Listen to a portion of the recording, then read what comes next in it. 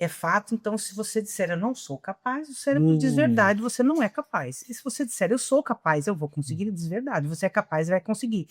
A emocional é o que mais pega com todo mundo, né? Principalmente no nosso dia a dia, tamanha cobrança que nós temos. A pior de todas é a nossa. Muitas vezes a gente fala do funcionário, daquele colaborador que está sob pressão, né? Que o líder tem que olhar mais para isso, mas quem olha para o líder?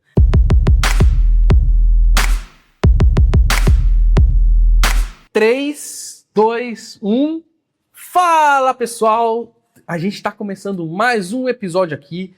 Sejam bem-vindos. No último episódio, a gente falou sobre a comunicação com o dinheiro, o comportamento. Só que hoje a gente vai um passo ainda mais além. Hoje a gente vai falar sobre a origem de tudo, seja hábitos, comportamentos e etc. A gente vai falar sobre o cérebro. Hoje eu tô aqui com dois ilustres convidados, a Andréia Valente Melanda, neuropsicopedagoga, e o Celso Melanda, cofundador da Melanda Treinamentos. Sejam muito bem-vindos, é um prazer recebê-los. Se apresente, por gentileza, para a nossa audiência. Obrigada por ter convidado, né, para a gente falar um pouco sobre o nosso trabalho. É um prazer imenso estar aqui. Boa noite para todo mundo, né? Eu sou a Andréia e a minha trajetória vem desde 2005, quando eu comecei a entender um pouco mais sobre pedagogia, que é a minha formação inicial. Entrei em sala de aula e comecei a entender que as crianças que eu trabalhava com elas tinham muito potencial, mas eram aquelas crianças que não conseguiam destravar, que não tinham um bom desempenho acadêmico. E eu quis entender o porquê acontecia isso com as crianças. Busquei mais aprendizado, conhecimento, me aprofundei, fiz muitos cursos para entender as técnicas e conhecer novas técnicas para desenvolvimento do cérebro. E aquele mito que a gente tinha há muitos anos atrás, que o cérebro só dava aquilo que ele nasceu com aquilo. A gente descobriu que ele podia muito mais desde que ele fosse treinado e desenvolvido o potencial. Então, a gente vê que inteligência se aprende, se desenvolve com crianças, adolescentes, adultos. E nessa trajetória, eu fui me formando em psicopedagogia, neuropsicopedagogia, avaliação e reabilitação neurocognitiva. Abri a minha clínica, além de estar em sala de aula, e na clínica nós começamos a ver uma demanda para outras faixas etárias, que eram aquelas pessoas que no desenvolvimento acadêmico tinham muito conteúdo, mas não conseguiam colocar em prática na sua vida pessoal ou profissional. Não conseguiam performar de forma satisfatória. Legal. E você, Celso? Celso, minha carreira sempre foi a indústria, mas desde 1984. Em 96 eu comecei na parte acadêmica e queria fazer algo diferente para os alunos, né, na parte técnica. Então eu trabalhava muito a parte lúdica para eles entenderem o contexto de uma empresa. E com o desenvolvimento desse trabalho, junto com a psicopedagoga, né, no caso, em 2014, eu vi que tudo aquilo que eu fazia, além de auxiliar os alunos no dia a dia, também poderia estar desenvolvendo o potencial deles, né, tanto pessoal, a performance. Então ia muito além daquilo que eu queria trazer da parte lúdica, né? Então ele é muito mais completo quando a gente entende o funcionamento e começa a trabalhar essas ferramentas. Legal. E, pessoal, aproveitando, eu quero pedir para você que chegou aqui nesse episódio, ó, se inscreve aqui no canal, a gente está postando conteúdo toda semana tem episódio fresquinho, tem os cortes, enfim, se inscreve aqui, já vai deixando seu like, prepara esse conteúdo, pega o link dele e envia para todo mundo que você conhece, porque esse assunto realmente é um assunto muito importante para todo mundo, ainda mais nessa era que a gente está vivendo, que é a era onde está todo mundo com a mente para todo canto, mas ao mesmo tempo não está em lugar nenhum. Então, o tema desse episódio é seu cérebro pode aprender em qualquer idade.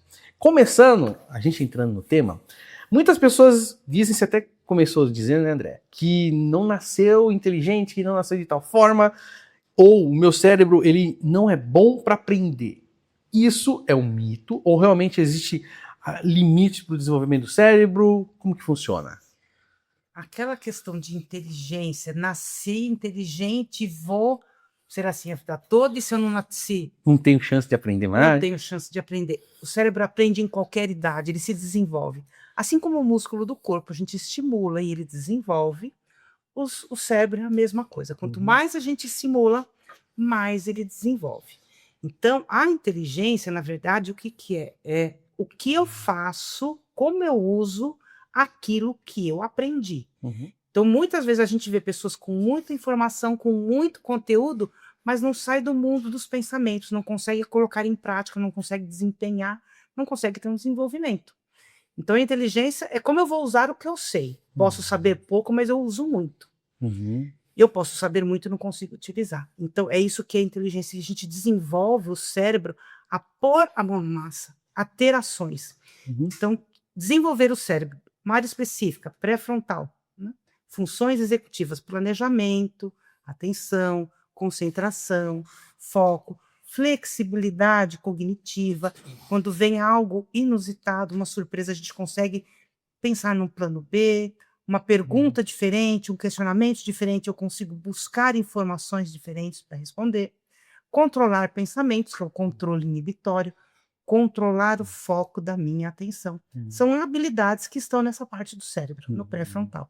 Quanto mais eu estimulo da forma correta, com as ferramentas corretas, melhora o meu desempenho. Vocês são, da onde vocês são? São de Itu mesmo? Vocês sempre trabalharam aqui? Como que funciona?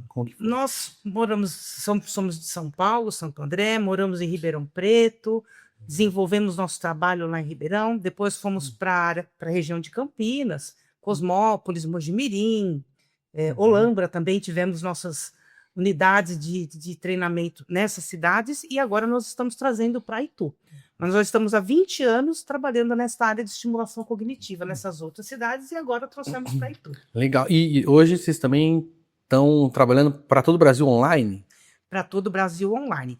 Tem a estimulação cognitiva para os adultos, que começa agora na quinta-feira, às 19 horas, e tem um grupo específico para alunos de ensino médio, para o Enem.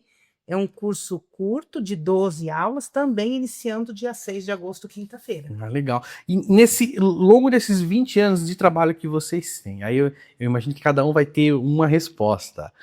Qual foi a transformação, ou uma das transformações que vocês presenciaram de alunos? É alunos, vocês falam? Paciente? Como que é? Alunos, são alunos. Qual foi a transformação assim, que mais chamou a atenção de vocês nesses 20 anos? Você começar? Começar pelo Gabriel, que você falou da menina. Gabriel era um aluno que sempre estudou nas melhores escolas da cidade, fez cursinho durante 6 anos, e a família da área da medicina, ele também queria ingressar na medicina. Pai médico, mãe dentista, né? E ele não conseguia passar nos vestibulares. Aí ele foi buscar o nosso auxílio, dizendo que era a última alternativa que ele tinha. Era o último caminho que ele ia tentar. Porque toda vez que ele começava a fazer as provas, ele não conseguia nem terminar. Mas era o quê? Era nervosismo? Nervosismo, porque conteúdo ele tinha muito. Muito conteúdo. Imagina, tá nas melhores escolas, e durante 6 anos, fazendo cursinho, refazendo. E com a gente ele ficou durante 7 meses. Né? E quando ele foi prestar o vestibular de medicina na Faculdade de Santos, na primeira coisa, quando terminou no domingo, ele mandou uma mensagem para nós. Ele falou assim, ó, pela primeira vez eu estou feliz, porque eu comecei a prova, terminei a prova, não sei se eu passei ou não, mas eu estou feliz. Aí demorou uns dias e veio a notícia que ele conseguiu. Aí você vê, é um potencial aluno que só precisava trabalhar algo mais específico dele, né? Olha. E essa que é o nosso... Que legal. Eu fico apaixonado por essa história. Que legal, hein? Então o Gabriel, o problema principal dele ali era o nervosismo. Toda vez que ele ia lá, dava um branco. Isso, não acessava as informações que ele tinha de conhecimento. Né? Tem um ponto que eu costumei, alguns episódios atrás, a pedir para os convidados, que é um presente para a audiência, para o melhor comentário. E aí, se vocês tiverem algum presente, a gente vai deixar para falar no final. Tem um presente para a audiência? Ó, pessoal, então, quem fizer o melhor comentário, porque esse tema eu tenho certeza que muita gente precisa, o Enem, outras áreas profissional, quem que não vai precisar tá bem lá no dia, né? Então, deixa aí o seu comentário ao longo do episódio. O melhor comentário vai ganhar um presente do Celso e da Andréia. Então, comenta aí, tá? A gente vai avaliar e depois a gente entra em contato, vocês mandam mensagem para eles, depois a gente vai deixar os contatos deles certinhos aí, tá? E eu também vou dar um presente muito especial, só que eu vou revelar também depois, no final a gente revela. Então, legal, você falou do Gabriel, né? E você, André, qual foi uma pessoa assim que a história, enfim, que mais marcou você? Olha, ao longo desses 20 anos tem muitos casos, porque todas as pessoas, Imagino. independente da idade, eles vêm com uma visão sobre eles, uma crença limitante tão grande que eles não são capazes, eles não aprendem. Muitos falam, eu sou burro, eu não nasci para isso. E eles têm uma autoestima, autoconfiança muito abalada, porque ao longo da vida, todos os momentos de aprendizado, eles se sentiam como fracassados. Então imagina isso na vida adulta e na vida profissional. E quando a gente começa a mostrar que só não foi treinado o cérebro para desenvolver linhas de raciocínio, a pessoa começa a desenvolver e consegue ter esse crescimento, eles brilham, né? Então, eles começam a mostrar como eles estão trabalhando melhor, aquela vaga de emprego que buscava há tanto tempo e conseguiu ter uma boa colocação, o passar no vestibular, porque todo mundo tem o mesmo conteúdo, qual é o seu diferencial para performar. Mas eu tenho uma aluna muito especial, a mãe até, nós trabalhamos por 4 anos, era uma aluna com autismo, grau 1, e muita dificuldade na escola, não aprendia, ela chegou para a gente depois de todo o processo sofrido, né, de tratamento, enfim, já estava com seus 14 anos, e há pouco tempo a mãe mandou uma mensagem muito bonita, mostrando o quanto foi importante na vida da filha. A filha se formou há 2 anos em enfermagem, fez a faculdade de enfermagem, passou num concurso público de uma cidade grande, está começando a trabalhar como enfermeira. Nossa, que legal. Então isso é um orgulho, porque eu vivenciei todo o percurso dela, porque no início eu trabalhei numa escola que ela era aluna, quando eu comecei minha carreira, eu vi a dificuldade dela em sala de aula, numa escola regular, em questão de atenção, de concentração, foco, notas, né, com dificuldade de performar. Na fase adolescente, eu estava na escola vivenciando, e quando nós começamos a trabalhar no grupo, na nossa empresa, ela foi uma das primeiras alunas, e nós começamos logo no início a ver essa performance dela, esse desenvolvimento. Ela ficou 4 anos, como a maioria dos nossos alunos, eles gostam bastante, porque tem muito material, então eles vão trabalhando por um bom tempo com a gente. Mas quando ela finalizou, prestou o vestibular, passou, fez a faculdade, se formou, excelente enfermeira, muito dedicada, entende as dores dos outros agora para acolher. E acho que isso foi uma de muitas vitórias, conquistas que a gente vibra para cada um dos nossos alunos. É gratificante, né? A gente busca fazer a diferença na vida de cada um. Você comentou sobre crença, né? Que a pessoa não acredita. Semana passada eu fiz o episódio com o Edson, a gente estava falando sobre a parte financeira, de dinheiro, e foi bem interessante que ele falou muito sobre a questão que a pessoa às vezes não consegue mais dinheiro, não sai de dívida e tal. Não é nem tanto por questão de ganhar mais, mas é por questão de crença, de comportamento. Vocês abordam essa parte de crenças? Como que funciona? As crenças... As crenças que a gente fala limitantes. Elas são desenvolvidas desde lá da infância. Sim. Não aprendo, não consigo, não sou capaz. O dinheiro não é para mim, a saúde não é para mim, seja lá o que for. Eu vejo o outro melhorar, a grama do vizinho está sempre mais verde, e eu sempre acho que a minha não é verde. E eu vou desenvolvendo essas crenças ao longo da vida. E acabo sempre acreditando nisso. Nós não abordamos diretamente a crença, porque não adianta eu falar para você, você tem tal crença, muda isso. Você não vai mudar. Porque a crença ela é inconsciente. E não adianta eu abordar isso, até porque o nosso trabalho não é trabalho psicológico. Tem aulas, tem psicólogos, tem terapias que trabalham com isso. O nosso é fortalecer o cérebro. Quando a gente trabalha com estimulação cognitiva, nós fortalecemos a parte física mesmo do cérebro. Novas conexões, aumentam essas ramificações, fica com o cérebro mais expandido, mais fortalecido, de forma que cabe mais informações, e essas informações ele está mais amadurecido para absorver e ressignificar. Neste momento, quando ele começa a ressignificar, vem os insights. Nossa, mas eu estou pensando isso por isso. Ele ressignificou naquele momento e aí ele começa a sair desse padrão. Então, a gente não aborda especificamente qual é o seu problema. Eu treino o seu cérebro para enxergar, para perceber e ter força para modificar isso. Legal. Eu estive presente em uma aula com o Celso essa semana, foi muito boa, inclusive. Você pode falar um pouco sobre essa parte que vocês têm prática ali da aula? Tá, vamos complementando a parte das crenças limitantes, né? Tá. Mais um caso, né? Tem uma pessoa que ela tinha um cargo dentro de um banco muito bom, mas ele achava que ele não era bom o suficiente para ser gerente. Mas ele auxiliava todos os gerentes de todas as áreas. Aí ele começou a trabalhar junto com a gente, fazendo o curso, e ele foi começando a se enxergar, a se descobrir, né? Em 6 meses, ele conseguiu o cargo de gerente. Então, aquele que ele acreditava que ele não tinha capacidade, ele começou por ele mesmo ver que ele tinha e começou a se mostrar mais, aparecer mais e realmente mostrar o que ele queria, né? E ele conseguiu. Legal. E assim, a gente acaba entrando muito na parte técnica, né? Mas tem pessoas que estão assistindo que não entendem. Como que a gente consegue fazer eles se verem com o trabalho de vocês? A melhora. Quais palavras mais, vamos dizer assim, mais acessíveis ao público, a gente pode dizer, que vai melhorar a vida deles? Se trouxe aí, né, do rapaz de gerente, o que a gente pode trazer para eles? O exemplo da aula que você participou, né? Você viu que algumas atividades simples, né? Aparentemente simples, mas na hora que a gente começa a manipular, né, que é muito importante esse contato também, você vê que você, às vezes, coloca obstáculos. Tá difícil, é uma palavra que a gente exclui do nosso vocabulário, né, que é o desafiador, lembra? Nós colocamos algumas questões. E você vê que você tem condições, você tem capacidade, e você, a partir daquele momento, você começa a buscar novos desafios. Aqueles exercícios, são exercícios de lógica, como que a gente... Como vocês chamam? Cognitivos. E aí, até veio agora um ponto aqui na minha memória, sobre jogos, games. Isso ajuda, não ajuda? Qual que é a visão de vocês? Jogos de computador e de celular, ele traz os pixels, aquela coisa que faz com que o cérebro pense rápido demais, mas não tenha foco em nada. Então, tudo que é em excesso não ajuda. Então, eu tenho um raciocínio muito rápido, mas onde eu uso? Quando eu preciso parar e focar em alguma coisa, o cérebro não está treinado para isso.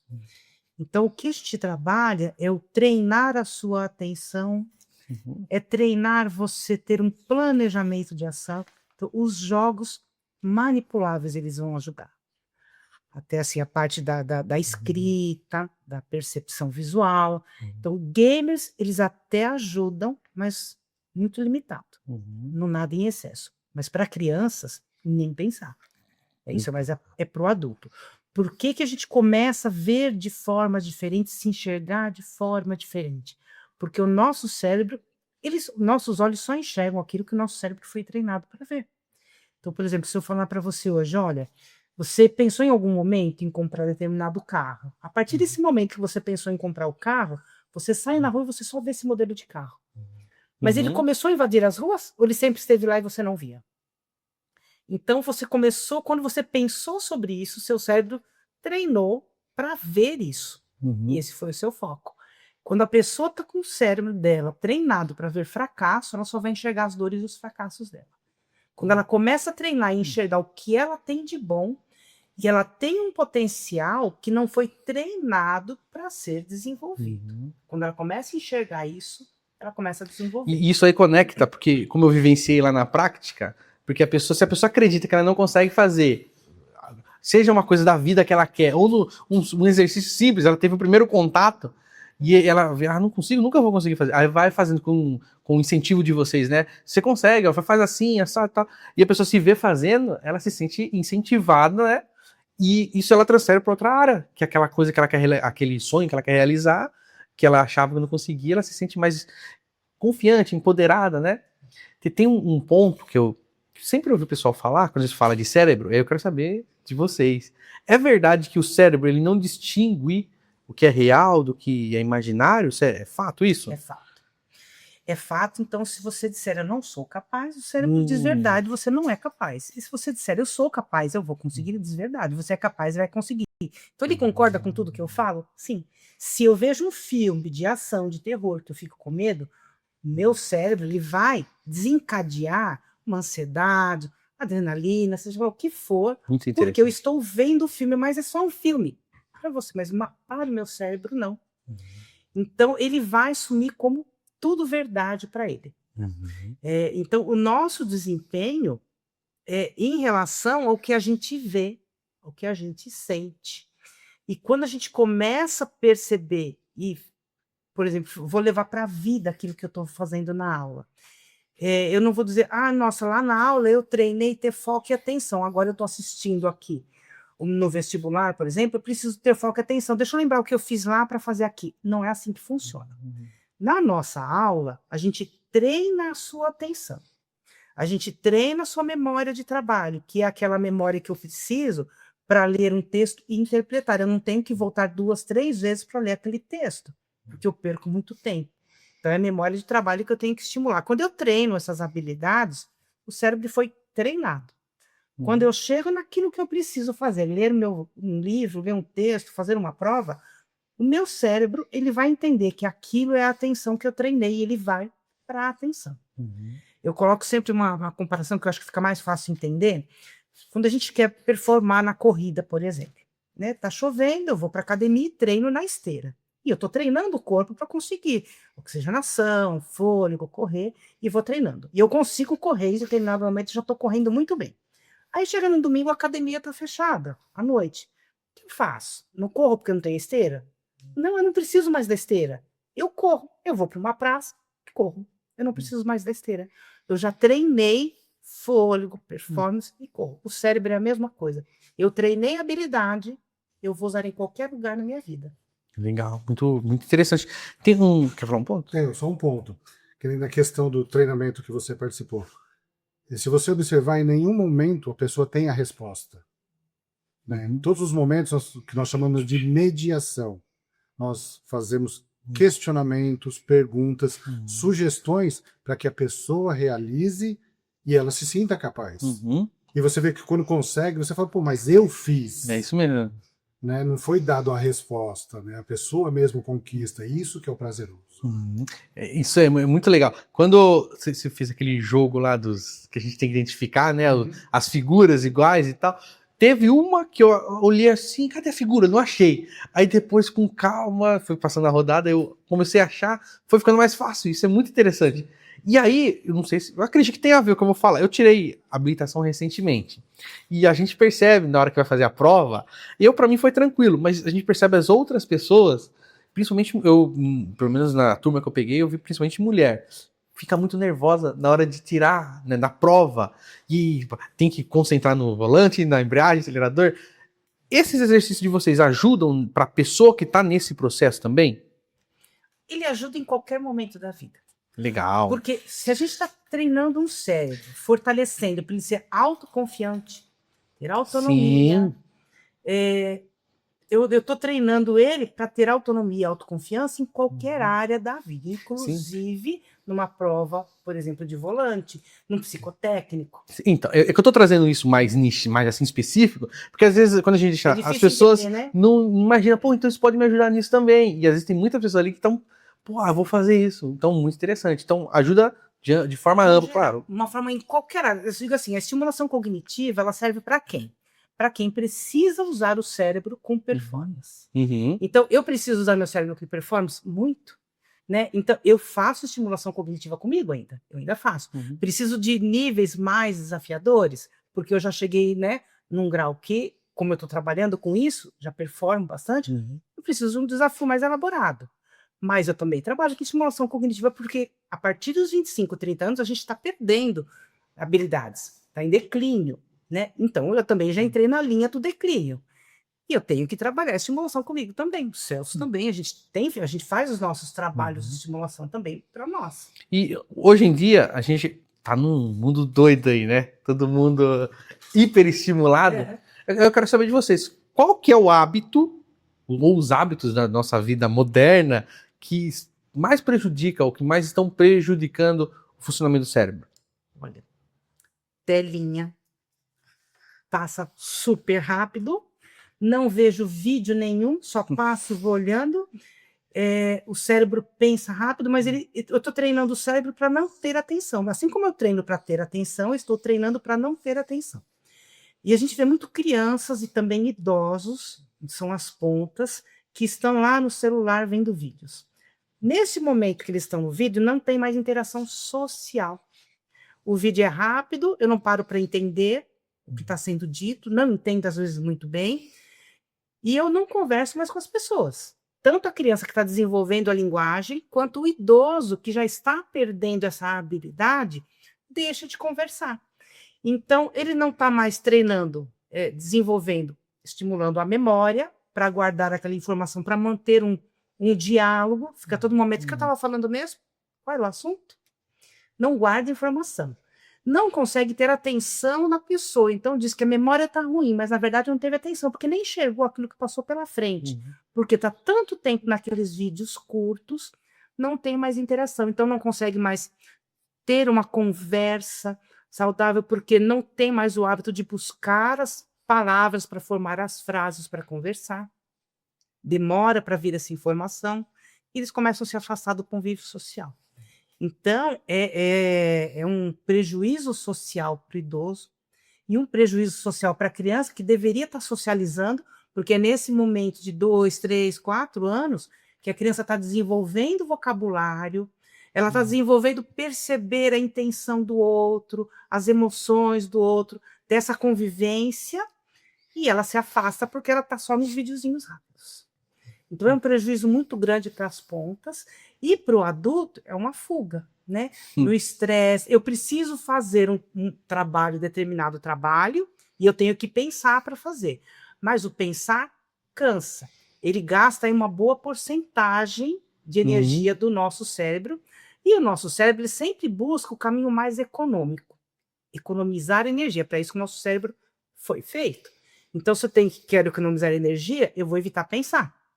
E a gente cai nas armadilhas do cérebro. Eu faço o quê? Então, se eu não vou procrastinar, ou a dor da frustração por não conseguir pensar da forma como eu deveria ou queria, a gente foge para a tela do celular novamente, para as telas do computador. E é muito interessante o que você falou, né? Que hoje em dia as pessoas veem os vídeos curtos, nem estão vendo o vídeo, e acontece muito da pessoa às vezes julgar o vídeo e não assistir nenhum vídeo, assistiu ainda.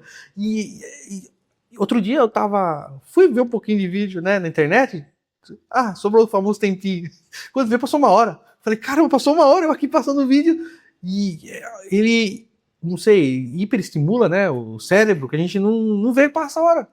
E isso, então, é uma das principais causas que prejudica, né? Uma coisa que eu me lembrei aqui, uma pergunta.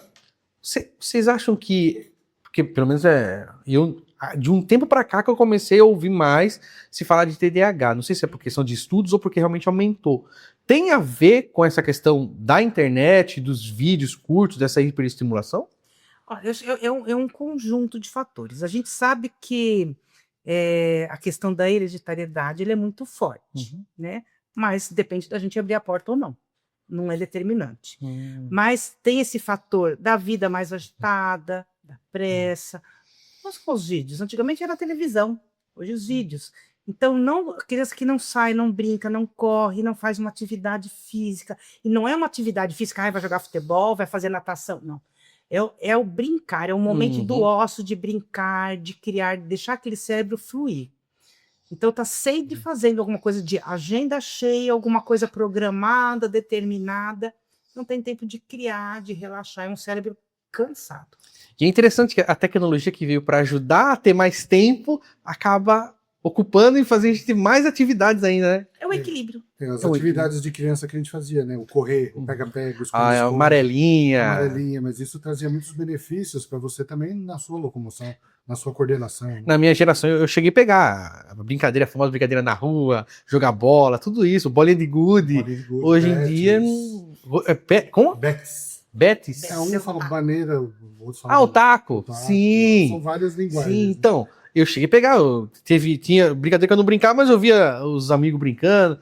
Hoje em dia não tem, hoje você não vê, é raro o lugar que você vê criança. Esconde-esconde, por exemplo. Esconde-esconde, pega-pega. Era uma brincadeira que trabalhava muito autocontrole inibitório. Eu já treinava isso porque você estava lá escondido, você tinha que esperar o melhor momento para poder sair do esconderijo. Né? Então, aí já trabalha autocontrole inibitório, já trabalha a atenção. trabalhar muito foco, Nossa. flexibilidade cognitiva, você não podia se esconder sempre no mesmo lugar, você tinha que pensar em lugares diferentes e estratégicos, mais próximo, você tinha que entender quem ia procurar, você tinha que tentar entender qual era o mecanismo de busca daquela pessoa. Já desenvolvia a empatia e entender o outro. Toda essa brincadeira ela era muito forte no desenvolvimento, que hoje não tem mais. Pega-pega, tinha a queimada também na escola, aquelas brincadeiras que você tem que montar alguma coisa, tudo isso hoje em dia foi tudo pro celular, né? E, aproveitando que a gente tá falando de brincadeira, qual que é a idade que vocês acham que é o ideal para uma criança, no caso, não sei, entrar no celular, por exemplo, começar a usar? A Sociedade Brasileira de Pediatria até tem um estudo sobre isso, né? E eles colocaram que crianças abaixo de 5 anos, se não me engano é isso, mas abaixo de 5 anos, nem pega o celular. A criança precisa entrar nesse mundo tecnológico, que ela vai vivenciar e vai ajudar muito. Mas é aquela questão do tempo e da qualidade do que ela está vendo. Então, parou para assistir um vídeo, não é passar ele rápido. Vamos ouvir o vídeo. Qual é a qualidade dele? O que está dizendo esse vídeo? O que você entendeu? É essa conversa, essa colheita com os pais.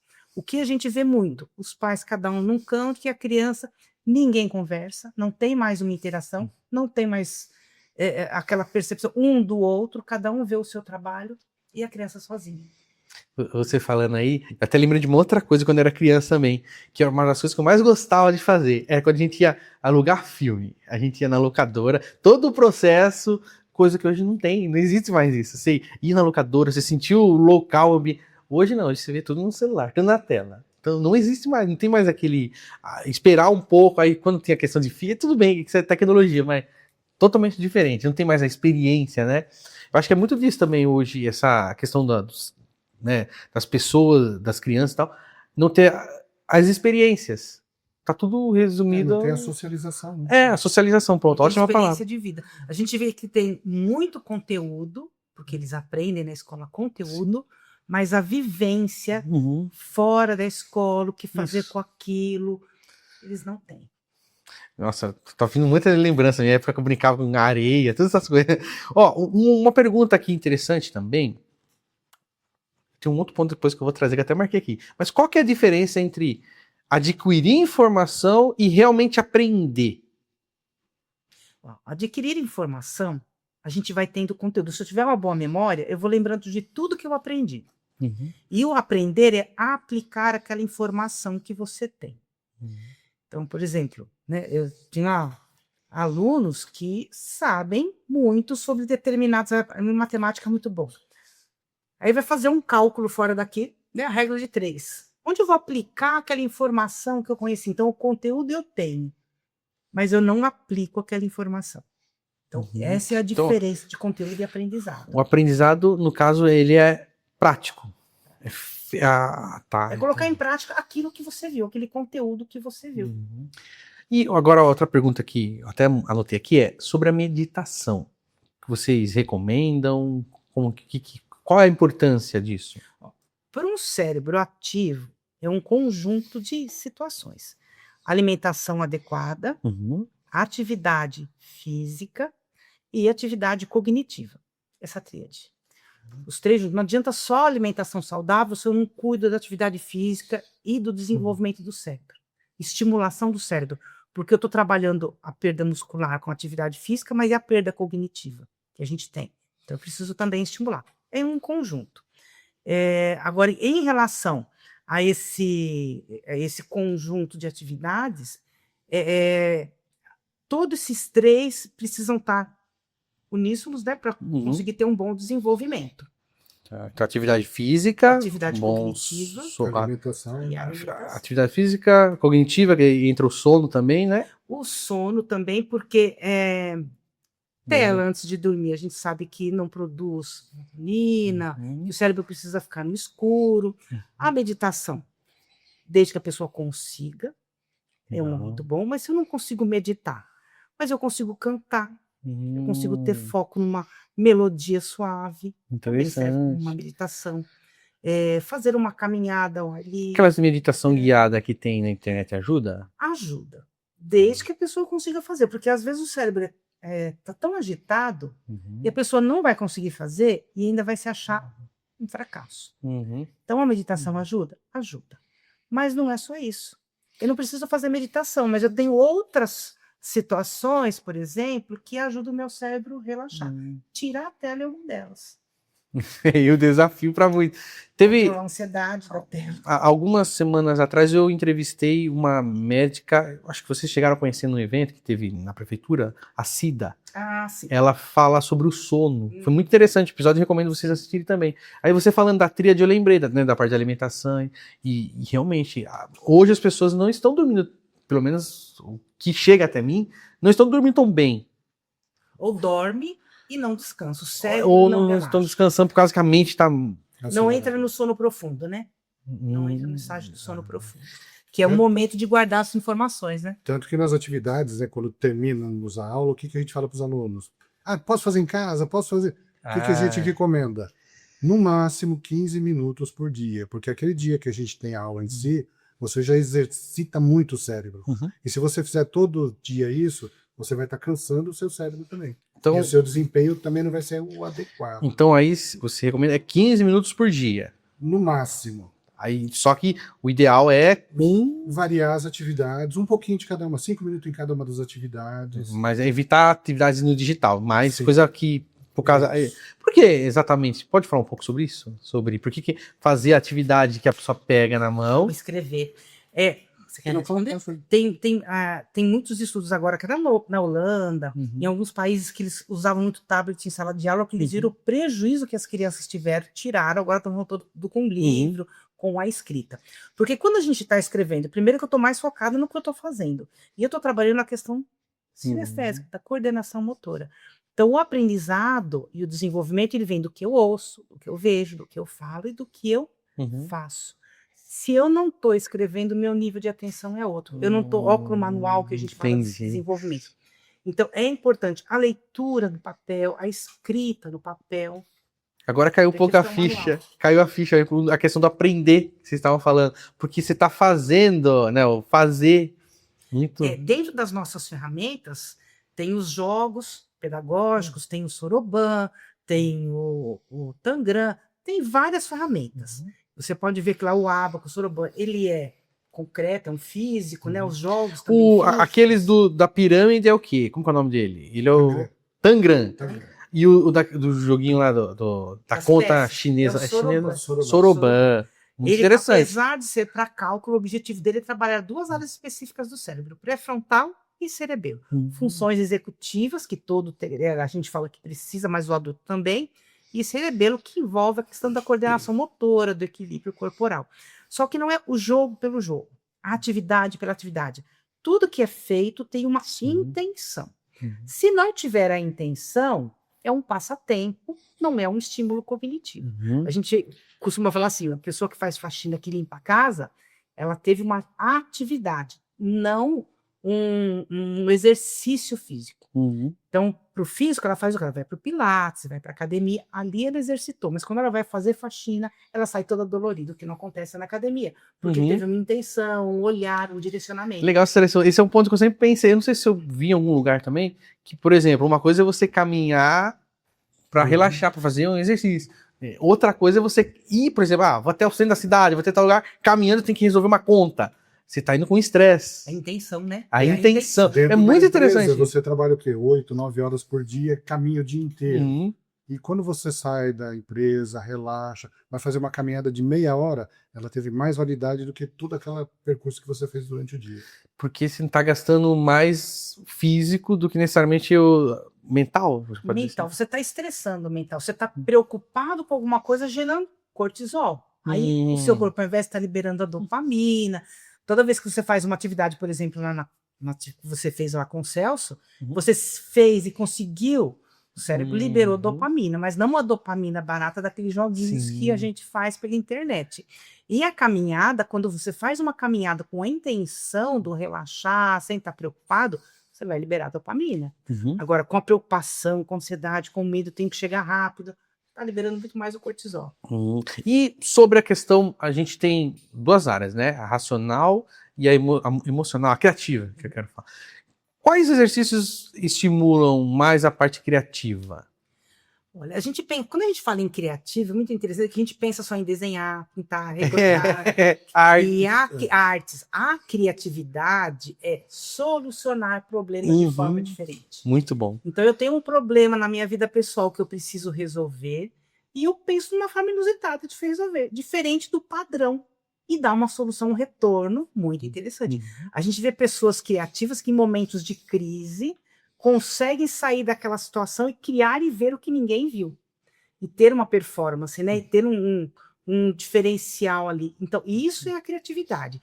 Quais atividades trabalham esta habilidade? Muitas. Atividade física vai auxiliar lá conosco. São os jogos, o Tangram, porque o Tangram trabalha muito essa questão da criatividade, porque você tem as 7 peças. Quem não conhece Tangram pode mandar uma mensagem que eu vou ensinar a fazer e trabalhar com o Tangram. O Tangram, ele é fantástico. São 7 peças, figuras geométricas, eles montam milhares de figuras. E às vezes, vocês lá tinham um desafio de montar quadrados, que estava vendo como montar. Às vezes você pega pela internet um desenho que já vem lá, um triângulo grande encaixa aqui, o quadrado aqui. Parece simples, mas já envolve aí esse olhar de conseguir enxergar o que está fazendo. Mas às vezes eu só tenho a sombra. Eu lembro que no dia. Foi quarta, né? Depois que eu cheguei em casa, fui pro computador lá que eu tinha que fazer uns trabalhos e eu deixei do lado assim. Aí eu fazendo lá, eu ficava olhando assim, eu tenho que resolver isso daqui. Aí eu fiz um pouquinho, depois. Aí ontem eu fiz um outro. Eu fiquei um tempo ali tentando, de uma hora, não, é assim, encaixou e realmente dá aquela sensação de prazer, mas é diferente. Não é a barata, como você falou. É uma sensação diferente, né? E o Tangram, ele, apesar de simples, ele é muito instigante. Você tá ali, ele não te dá medo. Diferente de você pegar alguma atividade, por exemplo, acadêmica, você tem até medo de fazer. Vou fazer um trabalho, daquele frio na barriga. O Tangram, ele é desafiador, ele é diferente, você não sabe fazer, mas você não tem frio na barriga de mexer nele. Você erra e volta lá. Então, quando eu tô errando e voltando, eu tô treinando meu cérebro em tolerar a frustração. Que no TDAH, e muita gente tem intolerância à frustração. Não quero me frustrar, então nem faço. Eu via muito isso na escola. A criança falava, não, vendo que eu não quero. E fazia bagunça. E não se envolvia, porque ela tinha medo de se frustrar. Quando a gente treina o cérebro para entender essa frustração, errei ali no Tangram, no jogo, mas eu tento de novo. Isso é um treinamento.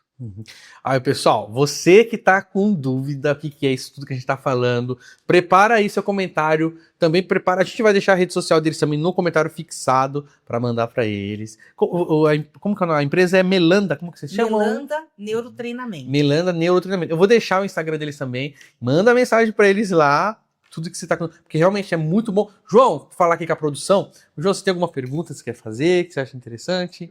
Pode pensar se você tiver e não tem problema não, pode mandar aí, tá? Então, pessoal, comenta aí. E a próxima pergunta, isso aqui, na verdade, pessoal, merece não só comentar, mas mandar para todo mundo que está sendo uma verdadeira aula, tá? Eu sempre tenho o hábito de falar isso, porque realmente os convidados, eles vêm aqui com uma intenção, eles pensam que, só mas acabam dando um show, que nem vocês estão fazendo aqui. Então, vamos valorizar, pessoal. Comenta, deixa o like, compartilha. Próxima pergunta que eu tenho aqui para vocês é o seguinte. Vocês trabalham com pessoas de todas as idades, certo? Certo. Existe um momento ideal para desenvolver as habilidades cognitivas ou nunca é tarde? Mas vocês meio que já falaram isso, né? Nunca é tarde. Ou a gente está no processo de desenvolvimento, ou a gente está no processo de estabilizar. Né? Então, a criança, adolescente, até os 25 anos, está desenvolvendo o potencial que tem. Então, esse estímulo desenvolve. Se dos 25 anos a gente começa a ter declínio de habilidades, assim como perde musculatura, também perde neurônios, conexões, né? Nesse momento, a gente chama de reserva cognitiva, o trabalho que a gente faz. O que seria reserva cognitiva? Eu estou estimulando habilidades, conexões, que eu vou perder, é natural da vida. Só que eu já estou repondo. É como se fosse uma aposentadoria, né? Um plano ali de aposentadoria. Eu vou perder, mas eu já estou repondo. Então, o meu declínio cognitivo vai me trazer prejuízo muito lá para frente. E isso falando de um idoso saudável. A gente tem hoje o NOTE, né? Que são os idosos ativos, que ainda trabalham, estudam, viajam sozinhos, têm autonomia. né? Então é uma outra categoria. Esses aí mantêm... Como que é o nome? Note. Note. N-O-L-T. Lote. N. Note, interessante. É N-O-L-T. Ah, Note. Interessante. Sem o E. É uma sigla em inglês. Tá, sem o E. É uma sigla em inglês que mostra que esse idoso, ele ainda performa muito, é muito ativo. Mas tem aqueles idosos que já estão, né, mais em declínio. E tem idosos que já estão com declínio cognitivo, com início de Alzheimer. Então, tem algumas unidades nossas que a gente atua com esse grupo. Quando já tem declínio de demência ou Alzheimer, a gente consegue algumas vezes estabilizar os sintomas com as atividades. Depende do nível que a pessoa chega para a gente, estabilizar os sintomas. Uhum. Às vezes é um ganho mínimo. Então, mas só de não perder já é um grande ganho. Atualmente vocês estão atuando presencialmente onde? Aqui em Itu, nós estamos lá na Santa Cruz. Na Miraluz? Na Miraluz, é o Celso que trabalha com os adultos. Eu ainda tenho a clínica e faço os meus atendimentos presenciais com os grupos em Mojimirim e Cosmópolis. E tem os online também. Legal. Os grupos do online. Eu vou fazer uma pergunta que me veio aqui em mente. Eu não sei se vão ter um número agora, nesse momento, mas tem algum índice que diz qual, tipo, se o pessoal do Ocidente ou os asiáticos tem melhor performance cerebral? Tem algum dado assim? Tem, em relação, quando a gente fala do Sorobã, tem alguns estudos que mostram, por exemplo, que lá os asiáticos foi feito isso com eles, mas depois foi feito aqui no Brasil também, que com o Sorobã eles têm um ganho significativo de QI.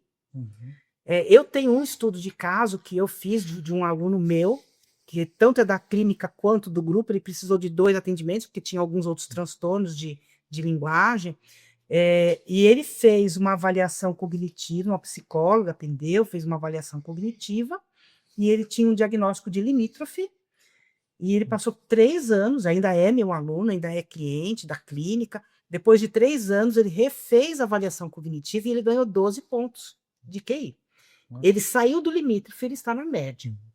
Então, ele teve ganhos nessa questão cognitiva, mas principalmente porque a fala desenvolveu, a oratória desenvolveu, porque tudo parte da linguagem, o nosso aprendizado, né? Uma boa comunicação, uma boa linguagem é a base do nosso desenvolvimento. Então, estimulando o cérebro dele, ele começou a ter uma compreensão do que ele ouvia, e ele teve um bom desempenho. Melhorou a socialização dele, a interação com o grupo, passou a ser participativo, incentiva as pessoas, né? Porque ele vivenciou, sentiu na pele, né? E aí, a gente falou da parte da lógica, né? Da parte criativa e a parte emocional. Tem alguma coisa, você tem algum ponto para falar sobre isso? Tem. Se quiser começar. A emocional é o que mais pega com todo mundo, né? Principalmente no nosso dia a dia, tamanha cobrança que nós temos. A pior de todas é a nossa, né? Que a gente às vezes quer delegar para os outros aquilo que é nosso, né? Então, essa parte do controle inibitório é muito importante, de você se aceitar do jeito que você é e você ver realmente, enxergar que você tem capacidade e tem condições, né? Até assim, o Celso, ele trabalha com a NR1, né? E o nosso trabalho, trabalha muito nas correções da NR1, justamente porque questões de burnout, ansiedade. O nosso trabalho ele é focado, quando é numa linguagem corporativa, de trabalhar essa questão do fortalecimento emocional dos colaboradores. Então, nós não vamos entrar na área emocional especificamente como psicólogo, mas a gente fortalece o cérebro e um cérebro fortalecido não adoece. Tem um ponto que a gente estava falando aqui, até anotei aqui também, que me vem em mente. Vocês já perceberam que tem pessoas que na pressão elas travam, mas tem pessoas que parece que na pressão destrava. Por que isso acontece? Acho que depende de cada um. É muito o perfil de cada pessoa. E às vezes, assim, a pessoa só funciona sob pressão também, é aquela que vai deixando. Né? Exatamente. Não é A questão do desafio, né? Tô É. sendo desafiado. Aí a pessoa vai lá, quando não tem, deixa. Fica desmotivada. Interessante isso. Deixa o próximo ponto aqui, ó. Então, a gente falou do celular, a gente falou dos estímulos, hoje a gente tem 1000 notificações, Aí a pergunta que você até entrou no tema da comunicação, vocês acreditam que todos esses estímulos, tudo isso que tem, tá mudando a forma como o nosso cérebro aprende a se comunicar? Eu acho que a questão da comunicação ela tem ficado mais enfraquecida por conta das telas. Antigamente a gente ligava às vezes para uma pessoa para conversar, hoje ninguém atende uma ligação. É só mensagem do WhatsApp. Raras pessoas escutam os áudios se a gente mandar e se for longo não quer ouvir. A gente põe lá no 2, um texto um pouquinho mais longo também não vai ler. Então é mensagem. E aí a gente vê aquelas mensagens com as escritas aglutinadas, que comem letras para escrever mais rápido, escrever menos. E a forma de se comunicar, claro, se eu leio, eu escrevo e eu falo, eu começo a falar mais rápido, com palavras, e eu começo a ter um vocabulário empobrecido, eu começo a ter uma construção de frases mais empobrecida, influencia a comunicação. Minha memória já não me ajuda a buscar as palavras, a velocidade do processamento, a gente tem a velocidade de processamento de informações também. O que eu escuto, o que eu vejo, é uma informação de via de entrada, vai em determinada área do cérebro, vê lá o que é que tem que fazer e devolve a resposta. Isso é a velocidade de processamento. Por exemplo, eu escuto uma piada e eu tenho que entender na hora e dizer, adorei. Começo a rir. Ou falo, sem graça. Mas é na hora. Eu não posso chegar na minha casa e pensar, nossa, agora eu entendi a piada. Isso é uma velocidade muito, muito lenta. Tá passinho de jabuti. Né? E com essa questão da tecnologia, de falar pouco, de ter uma interação empobrecida, a comunicação fica muito comprometida. E hoje, pode falar. O interessante é que você está falando da parte de comunicação. Né? Na parte empresarial, o que foi constatado também através de pesquisa, que 90% dos problemas que tem dentro de uma empresa não são problemas técnicos, são problemas de comunicação. Só que a empresa investe no quê? Técnico. No treinamento técnico, mas na raiz, porque às vezes eu posso achar que você está entendendo o que eu estou falando, na realidade não está. Então essa parte da comunicação, ela é o relacionamento entre eles, né? É a forma de você também saber transmitir e interpretar o que está sendo falado para você, né? Então hoje nas empresas está faltando muito essa questão. Os ruídos, né? Os ruídos são... E hoje em dia, a gente falando nesse ponto, e com a IA? Como é que fica daí? Porque tá tudo muito... Já tava fácil com a internet. Agora com a IA, o pessoal vai lá no ChatGPT, qualquer coisa, não tem mais aquele esforço. E aí? Já há muito tempo, né? Eu lembro de trabalhos que a gente já pedia nas escolas. A gente fazia escrita, na folha, então desenvolvia a questão da atenção, de você ler um texto, sintetizar o que era importante, escrever, fazer toda essa parte motora importante. Quando veio o computador, foi só digitar, mas você ainda tinha que ler, interpretar, entender o que você ia escrever, um resumo. E a gente não ouvia tanta reclamação de pessoas que liam e perdiam o que estavam lendo, o que é na contramão da interpretação. Surgiu a internet, então vinha a pesquisa do Google, e a gente começou a ver que o nível de pesquisa dos trabalhos vinham lá, Ctrl+C, Ctrl+V, que não apagavam nem o Google. A gente falava que o Google não era fonte de pesquisa. Já era ruim. Como a IA hoje, eles não mandam mais lá o link do Google embaixo. Mas a IA também precisa ser direcionada. É uma ferramenta que auxilia, mas ela não pode ser 100% do nosso trabalho, nos substituir. Porque eu deixo de pensar, eu deixo de falar, e aos poucos eu vou deixar de interpretar que aquilo que a IA me trouxe para mim já vai ser verdade, eu não consigo nem questionar se é verdade ou não. E hoje a gente tá tendo bastante polêmica, inclusive, né? Que o pessoal tá lá, vai fazer redação para faculdade, até mesmo para escola, e a IA faz a redação para a pessoa. Tudo é equilíbrio. Tudo é equilíbrio. A tecnologia, ela é boa, mas precisa ter o equilíbrio também. Precisa ter o nosso esforço, o nosso pensar. Senão não tem o pior de tudo, né? Além de fazer pela IA, ainda não tem a preocupação de ler, entender o que ele escreveu. Nem corrige. Teoricamente é uma apresentação da pessoa, né? Então será que nem ela então, esse cuidado, né? É um ponto que chegou, né? Que a pessoa não quer mais... Você trabalha. Não quer mais pensar. Pensar. E a gente escuta muito isso. Tem que pensar, então não quero. Nossa. Não quero pensar. Tenho preguiça de pensar. É absurdo, mas a gente escuta muito isso. Tem preguiça de pensar. E às vezes a gente pega aluno que tem potencial, mas tem preguiça de pensar. Ele começaria em determinado nível de atividades conosco, mas a gente tem que voltar 2, 3 níveis para ele pensar o mínimo possível, para a gente começar a estimular o cérebro a deixar de procrastinar e ter medo de pensar. Então a gente volta a níveis com o aluno, que ele pensa o mínimo possível para realizar as atividades. Então a procrastinação hoje, uma pergunta aqui, você acha que está ligada com a questão da ansiedade?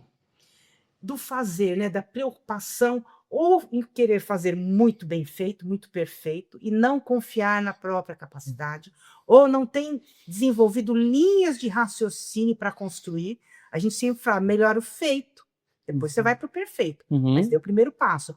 E tem pessoas, esse primeiro passo são funções executivas de pré-frontal. Tem pessoas que não têm esse nível de ação, de dar o primeiro passo para fazer. Então, é uma habilidade que já se perdeu, que precisa desenvolver. E aí, como que a pessoa faz aí para... É o treinamento. É o treinamento, é treinando. É treinando. Treinando, o que a gente mais trabalha no treinamento é funções executivas. Planejamento, iniciativa, né, para sair do mundo dos... A gente conhece pessoas muito boas que só pensam, mas não põe a prática, não põe a ação. Então, são habilidades. Flexibilidade cognitiva, tolerância à frustração, autocontrole inibitório, raciocínio. Então, são todas essas habilidades de pré-frontal, sem falar das outras habilidades. Nós trabalhamos com todas elas. E também tem a questão de empresa, né? Hoje, algumas empresas elas estão preocupadas mais em ver o que você faz fora da empresa. Que a parte técnica, todo mundo tem um currículo, mas na hora da entrevista, na hora dos testes, ele vê como é que você se sai, quer saber qual que é seu hobby, como que é a sua atividade. Não que quer interferir na sua vida, mas quer conhecer o profissional que ela está contratando. Diferencial, É o diferencial, é a qualidade de vida também, né? Ele vai se expor muito na empresa, vai ser muito cobrado, mas sabe que ele tem algo palpável por trás disso, né? Então as empresas estão buscando muito essa questão emocional dos funcionários. Até porque um profissional com qualidade de vida performa melhor, é mais criativo, mais tolerante a frustrações, tem mais flexibilidade cognitiva, consegue agir sob pressão, porque tem uma mente mais saudável. E sobre a questão da empresa, você percebe que está tendo mais lideranças ou menos? Como que está dentro ali os funcionários que assumem a liderança? A questão da liderança que a gente verifica é que está sendo muito massacrado e a pessoa está se cobrando demais, que é muita pressão e às vezes ela não sabe lidar com toda essa pressão. Mas é uma pressão que vem da empresa. Da própria empresa? Através de resultados, né? Nós vivemos de resultados. Né? E aí, como a pessoa... O que se recomenda a pessoa fazer? Fazer um treinamento, né? Sim. Que é muito importante. Acreditar mais nela, porque isso também vem da pessoa, né? Daquilo que ela recebe de estímulo. Né? E o que mais? Que a gente, às vezes a gente fala do funcionário, daquele colaborador que está sob pressão, né? Que o líder tem que olhar mais para isso, mas quem olha para o líder? Porque ele recebe treinamentos de liderança. Mas e como lidar com seus medos, suas frustrações, se todo aquele pessoal liderado por ele não responder da forma como precisa? Então, aquele líder ele começa a pressionar, cobrar, porque ele também tem as dores emocionais dele, que um trabalho de liderança nem sempre vai ajudar a resolver essas questões. Então, ele também precisa se fortalecer. Eu vim, por exemplo, da área acadêmica. E na escola, como professores, nós sempre recebemos muitos treinamentos como ensinar o aluno, como lidar com o aluno, como lidar com a inclusão, como aluno. Mas e a dor do professor? Quando você se esforça, faz o seu melhor e o aluno não desempenha. É uma dor, é uma frustração, o cansaço. Essas emoções não são trabalhadas e olhadas e o professor precisa ser olhado. Então não adianta só dar treinamento para professor de conteúdo, de ensinar, de ajudar, sem treinar o emocional do professor para o desenvolvimento dele. E a gente estende isso também para a área da polícia como um todo. Né? A pressão que eles têm no dia a dia. Né? E o que está sendo feito para essa retaguarda, né? Tanto que muitos trabalham em lugares bem distantes de casa, né? E aí tem a distância da família, a pressão, a cobrança, os medos, os perigos. O perigo. Todo momento, 24 horas por dia. Sim. O cérebro está a todo momento com adrenalina e cortisol, né? É um desgaste além do normal, que a gente não... Então, assim, são profissões de risco, são profissões médico, enfermeiros e policiais não podem errar, né? Muito mais a pressão. Então, imagina um treinamento de desenvolvimento cognitivo que você vai ter muito mais flexibilidade, mais criatividade, você vai ter uma percepção e uma atenção muito mais desenvolvida e apurada. Agora uma pergunta voltada para comunicação. É possível a gente treinar o cérebro para falar melhor, para falar em público, ou isso é uma coisa que a pessoa nasce tendo? Ó, tudo a gente aprende e desenvolve, desde que a gente queira, né? Então, lógico que tem pessoas que nascem com mais habilidade para uma questão do que para outra. Não dá para negar isso. Porém, não é único. Eu posso não saber falar bem, mas se eu quiser, eu vou enfrentar e desenvolver. Então, tem cursos de oratória que ajudam, que desenvolvem, cursos de comunicação, mas eu preciso o quê? Estar confiante, segura, preciso ter uma boa memória, atenção, para conseguir lembrar daquilo que eu estou falando, controle do nervosismo, da ansiedade, porque vai dar branco na hora do nervosismo. O nosso cérebro ele foi feito para manter a nossa sobrevivência. Na hora do nervoso, vai liberar cortisol, que é aquele hormônio que é para bater ou correr, luta ou fuga. E eu estou falando, né? Para mim, o perigo é aquele momento de falar com as pessoas me ouvindo. E o meu corpo não vai poder sair correndo. Mas o meu cérebro gostaria que eu fizesse isso. Então, ele vai liberar esse cortisol e eu vou começar a esquecer tudo que eu estou falando. Então, para a comunicação, tem tudo a ver. A gente vai treinar habilidades, a pessoa vai se sentir mais confiante, memória, atenção e foco, e vai desempenhar melhor. Legal. Tem um ponto que quer acrescentar?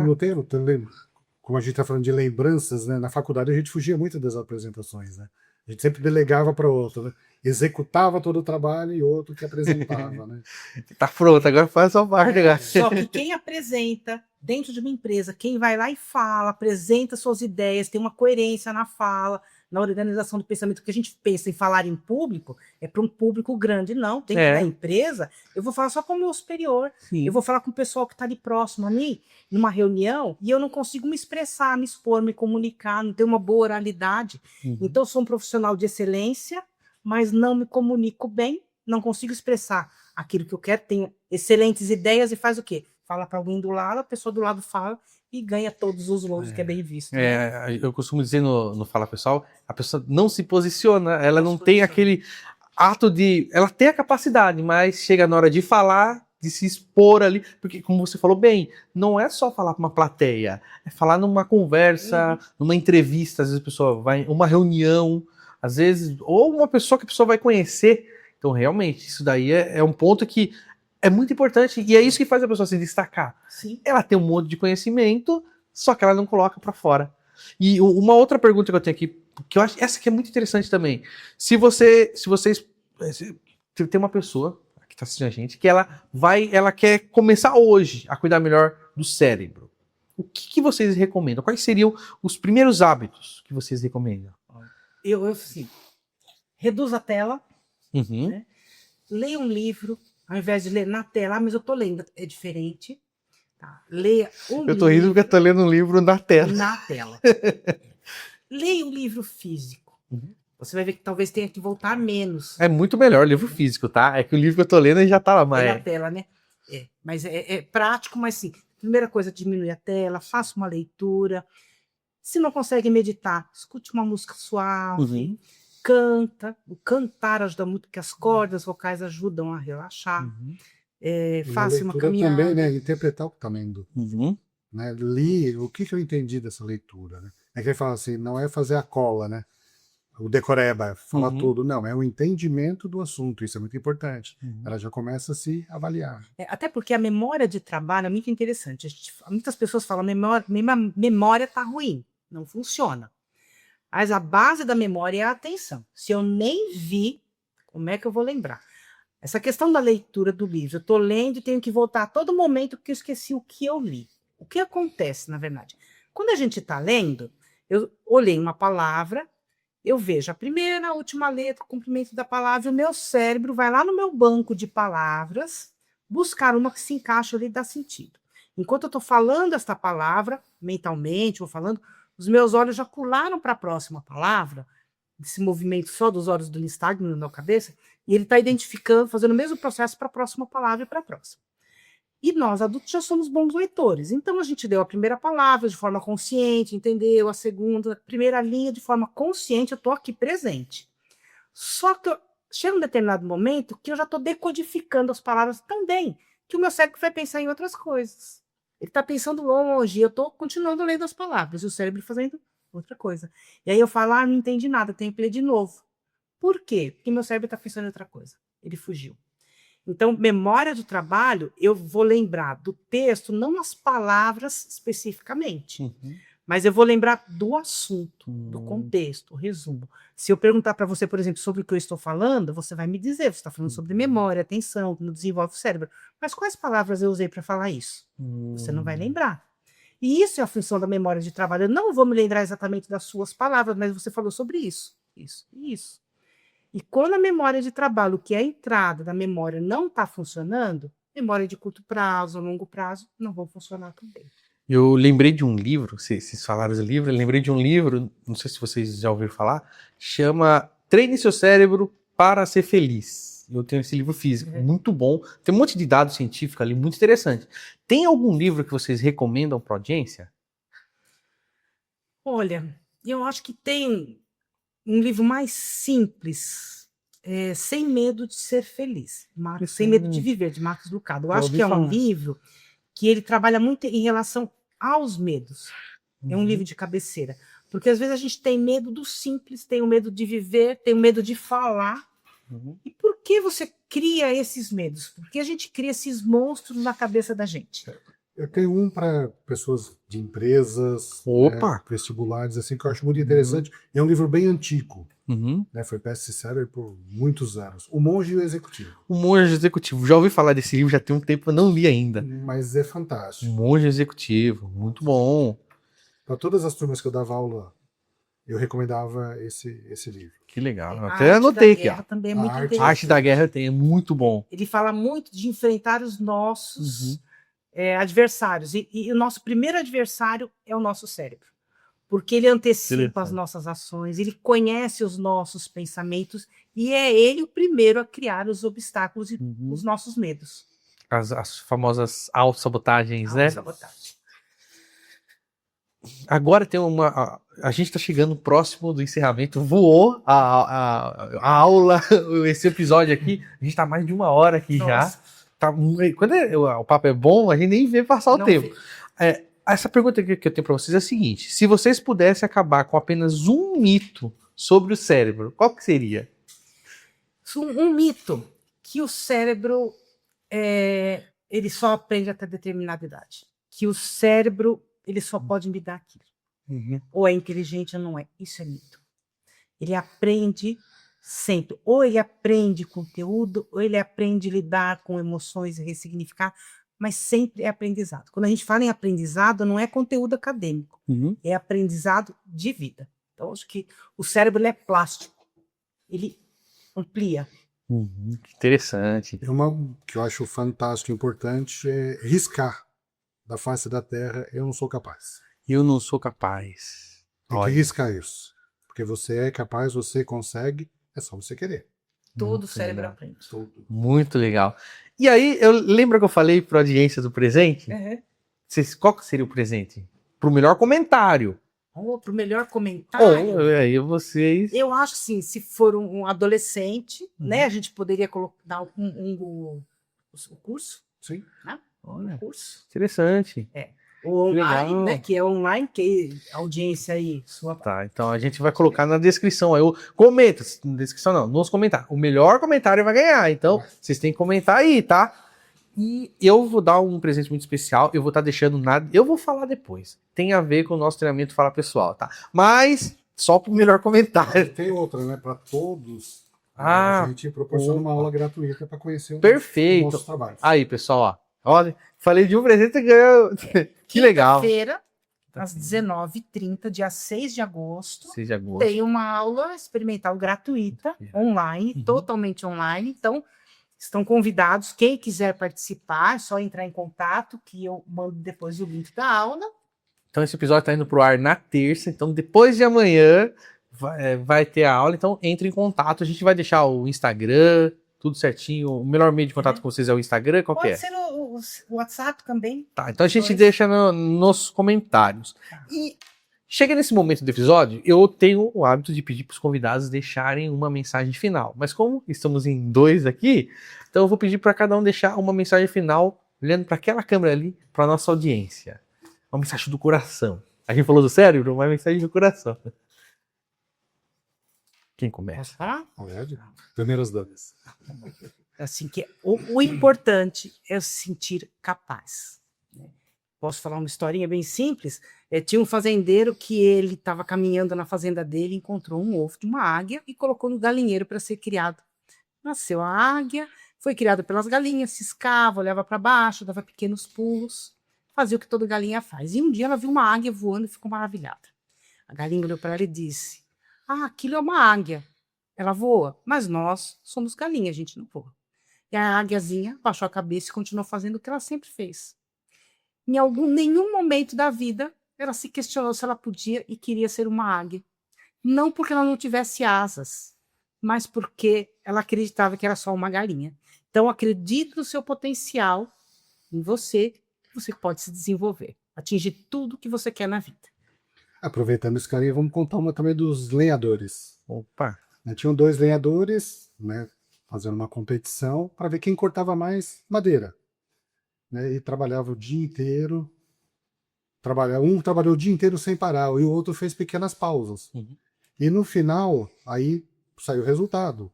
Quem foi o vencedor foi aquele que fez as pausas. Aí o rapaz indignado, né, mas eu não parei nem nada, e você parava de ponto em ponto. Ele falou assim: eu parava para afiar o meu machado. Então a mensagem qual que é? Afie sempre seu machado. Dá uma pausa. Dá uma pausa, relaxa, conquiste, busque, que capacidade não falta. Que legal.